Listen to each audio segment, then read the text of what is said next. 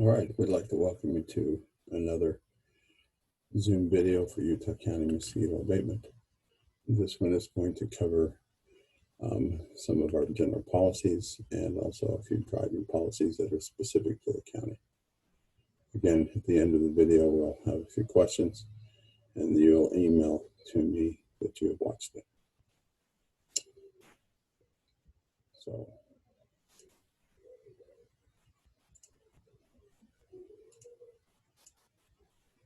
right. So,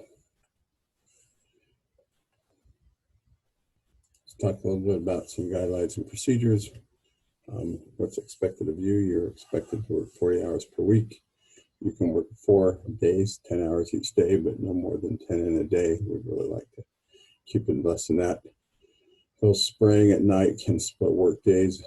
For example, you can work in the morning and then in the evening, or come in later in the day and just work straight through, whatever works best for you.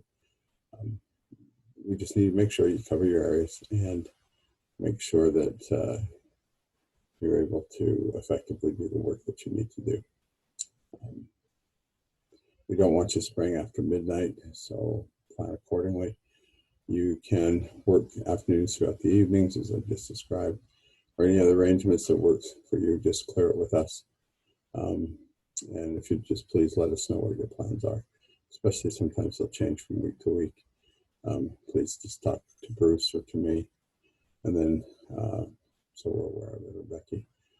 If you need time off, please check with Bruce or I, and then write it on the calendar in the meeting room. Remember, we make hay while the sun shines, and mosquito abatement occurs in the summer. And I know that for some of you that's a little tight because of summer vacation with school teachers and bus drivers. But if you can kind of work around it so that you're here, we'd deeply appreciate it. Some more guidelines. You need to clock in every day using your iPad or your cell phone. You need to clock out at the end of the day, or if you're splitting the day, then clock back in again on your iPad and the cell phone. Again, you're using the iPad or cell phone to do that.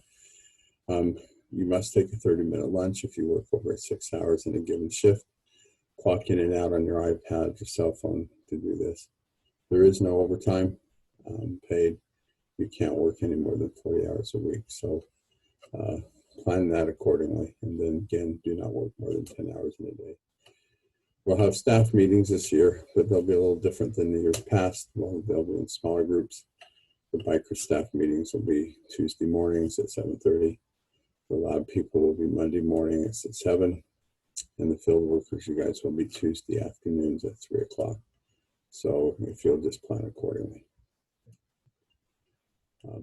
There are some county policies dealing with vehicles. Only county employees are in the trucks or approved interns. No one else can ride in the trucks. Please make sure that you adhere to those policies. Seat belts are to be worn at all times in the vehicle, passengers also. So if someone gets in with you, another employee, please make sure that their seat belts are fastened. Again, practice defensive driving from the videos that you've watched. That should help. And don't use your cell phones or any other thing while you're driving. There's a distracted video. Driving video is really good. You will receive a gas card, one that is blue that stays in the truck, and one that is yellow that stays on your person. You need both of those along with the odometer reading in the truck when you're putting gas into it. Please, if you have any questions about that.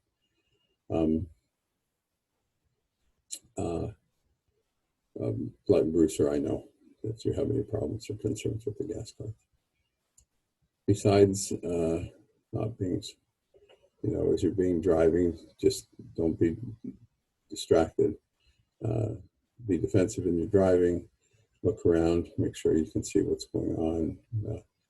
Kind of watch for things, especially at night when you're spraying. If you're spraying in places that are not familiar with you, take the time. Maybe get out, look around, and again, don't be in too big of a hurry.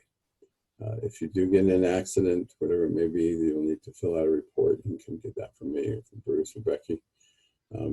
Please do not drive over crops or fields from farmers as you're out spraying. it's really a good idea if you know the place that you're driving into before you go spray it at night. And so if you have the time, you can go check where you're going, or if not, make sure you look real closely. When you're towing a trailer with the 6-wheelers or the side-by-side, use all kinds of caution. If you don't have a lot of experience towing, please talk to us so we can help you. And then there's a video we want you to watch as part of your training for that. Every year, you'll receive an evaluation. The evaluation is part of your performance. And so we invite you to look through this closely. We've broken this down into several different areas based upon your attendance, quality of work, knowledge of mosquito abatement, records and accuracy, your attitude, your teamwork and cooperation, communication, public relations, your abilities, initiative, and creativity, your equipment, how well you take care of it, your driving skills and safety, whether you're following those procedures. 3 is adequate. 3 is what you need to receive your increase for the next year as you come back. So when we do the evaluations, recognize that that's usually where we're looking at 3s and 4s at the very most. Very seldom do people get 5s. So it takes care of the policies and procedure portion. If you have any questions, please talk to me or to Bruce. Again, some questions that you need to send to me. The first question is, how many hours can you work within a week? The second question that I'm going to ask you to answer is, tell me one of the characteristics or one of the skill areas that we use to use a seasonal performance. Just one of the many. Just share what one would be. Thanks.